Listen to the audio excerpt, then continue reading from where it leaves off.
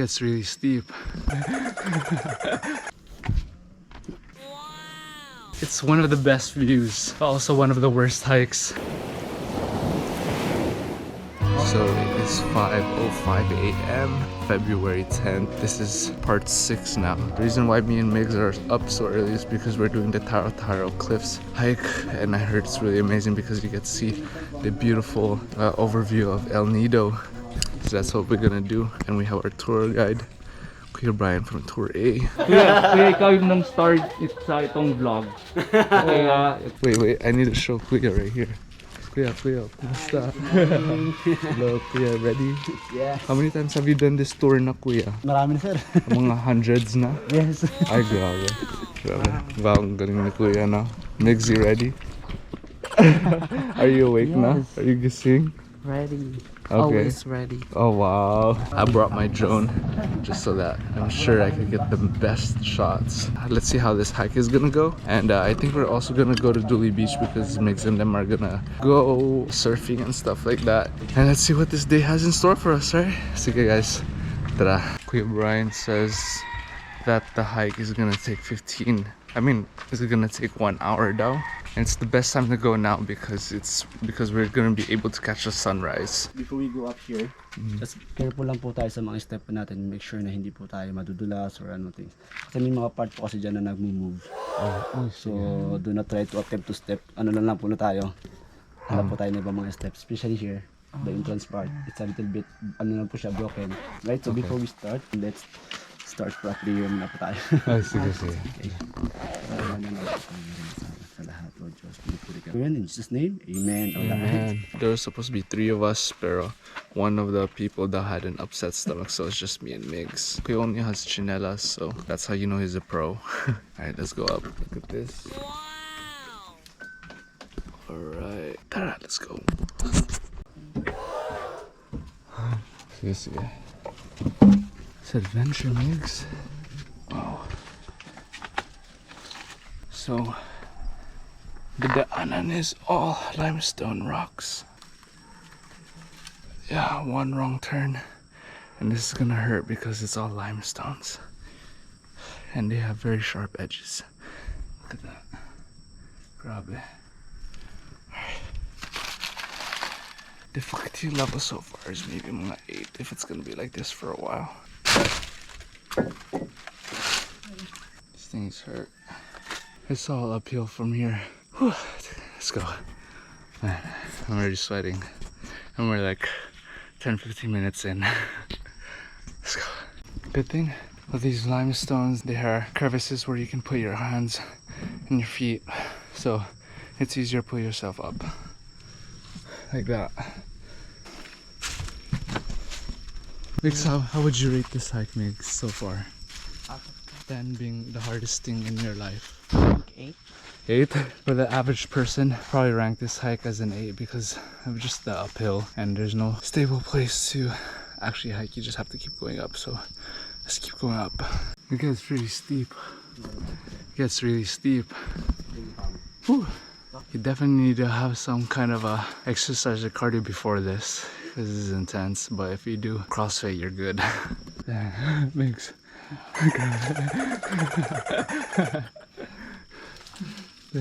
Oh man.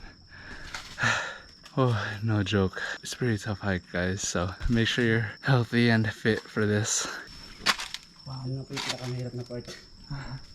Alright, this is the hardest part though, sabi ni Kuya. Whew. Jeez.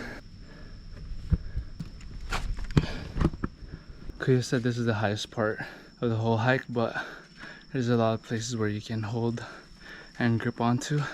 Out of breath. Sige. Let's just keep going. Keep going lang, laban lang. Let's go, Migs. Alright, look at that.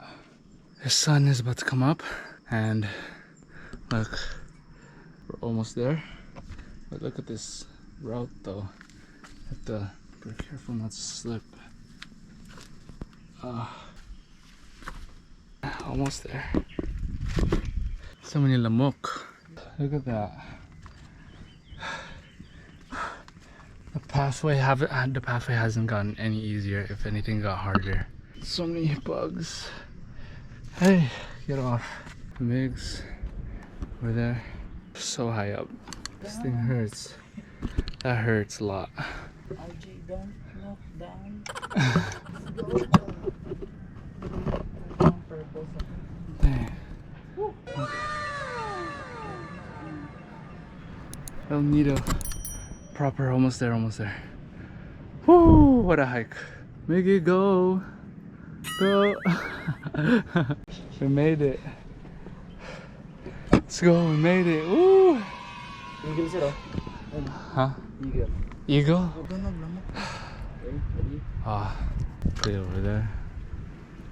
Ready, 1, 2, 3. One more. 1, 2, 3. Alright. Thank you. What do you think, Migs? Amazing. Look at all those rambuks. Did you? Okay, so we're just now waiting for the sunrise as it's coming up from that side, and yeah, we're just enjoying the view for now because it did take a while to get up here. And now we're reaping the benefits sa magandang lugar and yung view natin.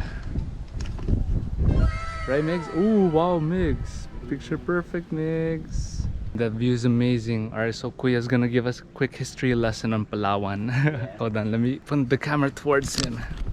Sige, Kuya, enlighten Alright, us. sir, good morning and welcome here at Taraw Peak. Taraw, okay. Nice to be here also. No? So we're waiting for the sunrise history of Palawan and of course. Yes. So this is the short history. So we are part in northwest part of Palawan, and then the end part is Calamianes, which is Coron Island Ah, and okay. Cuyo Island. No? That's the north So from part. here going to Cuyo Island or going to Coron Island, you have to take, if you take boat, it takes more or less 6 hours. But right now we already have the fast one, the fast crop one. So we call it Montenegro. It's like 4 hours only. 4 hours. Doon ka na.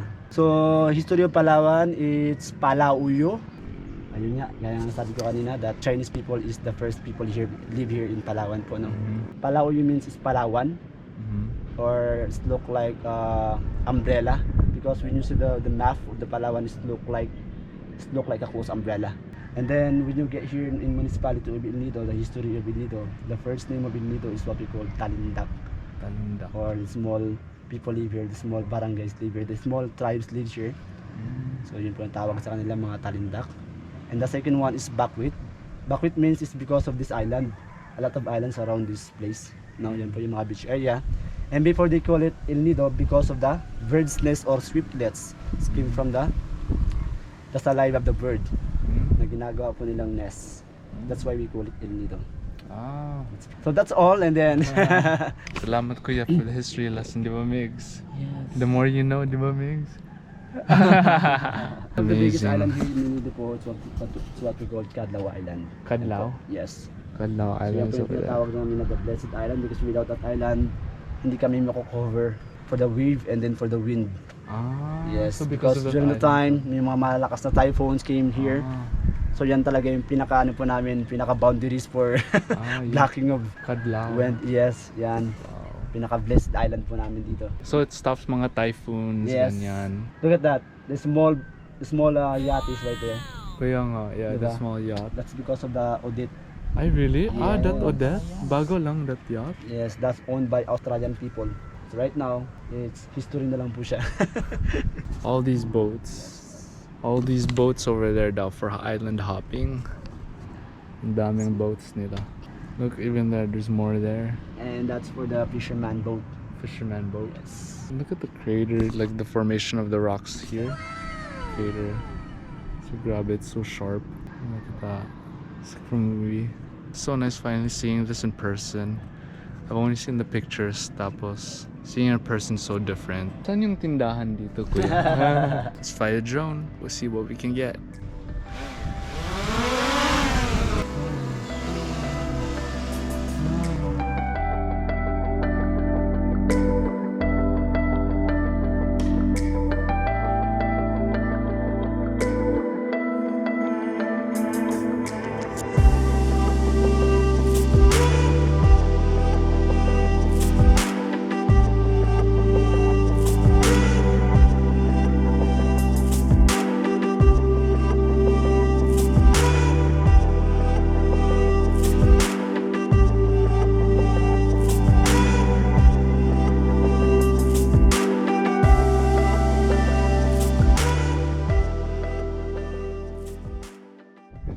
Hi.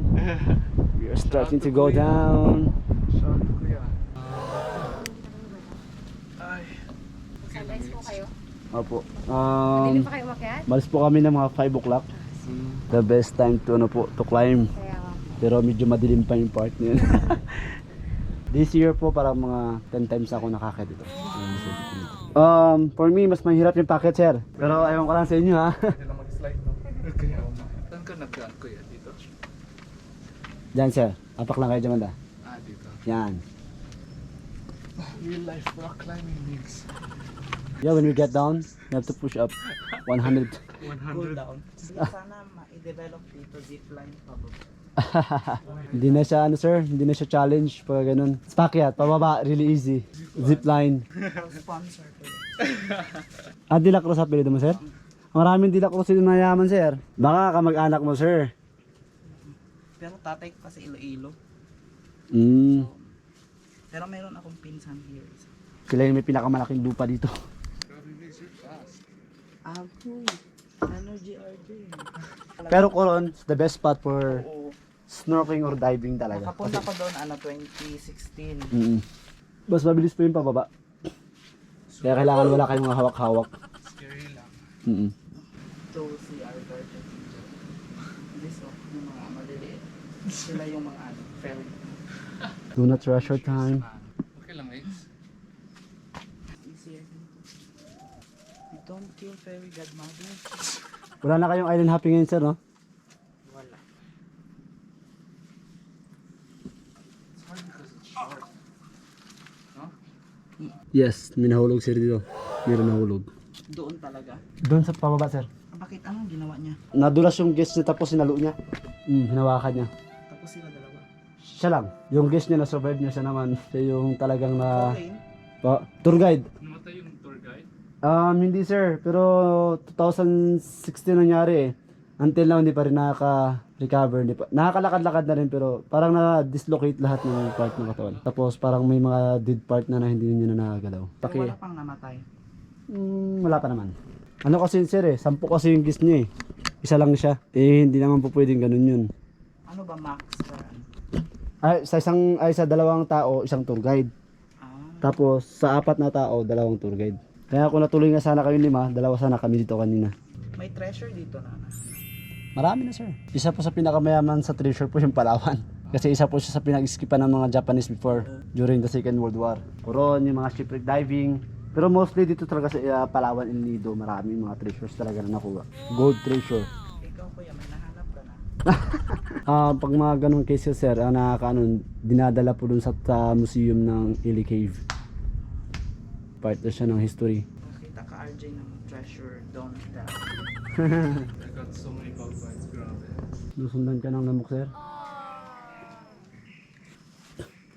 Anong oras na dyan sa'yo sir? Anong oras na po dyan sa'yo? 7:44.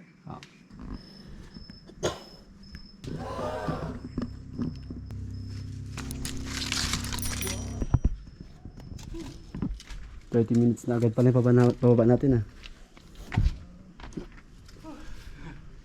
Grabe. Palikod mo yung bag mo sir.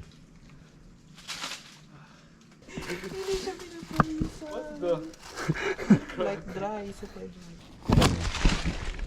Right over here. Watch your head. Don't worry, yan po yung pinakamahirap na part. Kuwang-kuwa naman sa video, no problem. Kuha na yung paghihirap. Tell to her friends, don't come. May naging guest nga po kami na nagpahinga dun sa taas. Yan, hindi na tumuloy. Babae. Oo. Asawa ng foreigner. Pero, natakot na eh. Sabi niya mag-antena nila sa baba. Pero nakikita niyo na po ito before sa mga vloggers yung mga umakyat dito. Yung hanggang doon lang. Ayun dito hindi nila binibidyo. Nakita ever since. Hindi nila pinavlog nito. Wala pa. Kaya pala walang idea yung mga umakyat. 8 o'clock na sir? Wala pa. 8:07. 47 minutes already. It takes an hour. Sa training po namin sir, 5 times namin ito inakat sa isang araw. Sure kuya, 5 times? Sa training. Ito na yung pinaka hard part. ng ano, last part natin. Mga 1 and 20 minutes tayo makakarating sa baba. Alright. Walk.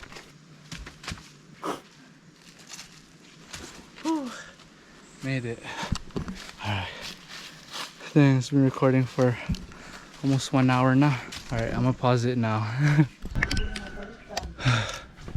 Dang, finally. Dude, going down is a lot harder than going up. Hands down. But I just want to say now though, it's one of the best views I've ever seen in my life.